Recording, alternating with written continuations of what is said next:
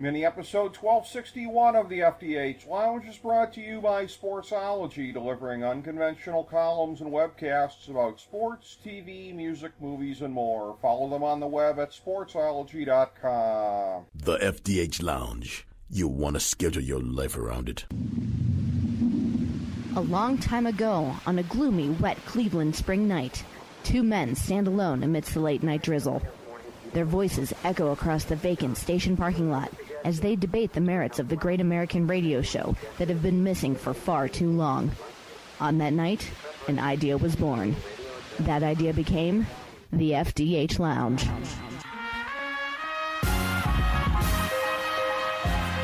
Welcome to the FDH Lounge. Hello and welcome to FDH Lounge Mini Episode 1261. I'm FDH Managing Partner Rick Morris here with our preview of Yellowstone Episode 3.8. Here's our top 5 notes of interest heading into the season's 8th episode. Number 5, Beth and Angela Blue Thunder started to strategize together. Hard to believe that's only our number 5 point in the season's 7th episode, but here we are. The season has been very enjoyable, but the pacing is now far beyond weird. They're going to cram all of the serious action between the Duttons and the developers into the last 3 episodes of the season? Really?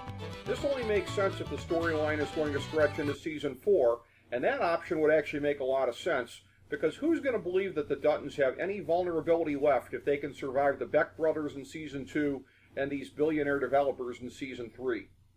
Number 4, what's going on with Jimmy? Rodeo has been ruled out of his future, and now it's becoming clear that his girlfriend wants him to get into a position to make good money in some other way. She hasn't been presented as a gold digger to this point, so maybe it's just pushing him not to be complacent, but it's just fueling his confusion about what to get into next right now. Number 3, now poor Case has one more thing to give him PTSD. It's clear that he didn't anticipate having to leverage this much of his military career as the livestock commissioner. Now he ended up having to kill a bad guy and suffer the trauma of seeing the young man's daughter come upon the body. The price of keeping this priceless land continues to be paid in a lot of blood. Number 2, it took Beth proposing to Rip and asking John first, but Yellowstone's first couple is now engaged, even if Rip doesn't yet know why Beth is sterile. When, not if, he finds out, his soon-to-be brother-in-law is going to be in real danger. It seems like they're holding off this final part of the reveal about why Beth hates Jamie so much for a really critical moment in the season. Number 1, a theory that had been speculated about online proves to be true. Jamie is an adopted member of the Dutton family. No doubt John was still smoldering about learning about Jamie's decision to trick Beth into getting sterilized, but he sure could have been more sympathetic to Jamie when confronted. Instead, John's take-it-or-leave-it explanation may render the Duttons more wide open to betrayal from the black sheep of the family. Any qualms that he might have had about selling them out to the developers may have just vanished.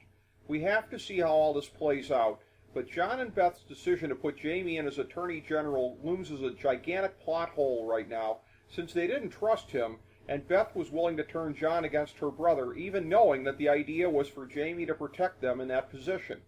So in terms of the short amount of runway left in this season, and the seemingly obvious notion that Jamie will turn on the Duttons, the writers have painted themselves into a corner. The last 3 episodes of the season will surely be entertaining, but will they make sense logically, and will they avoid seeming like too much action crammed into too short of a period of time?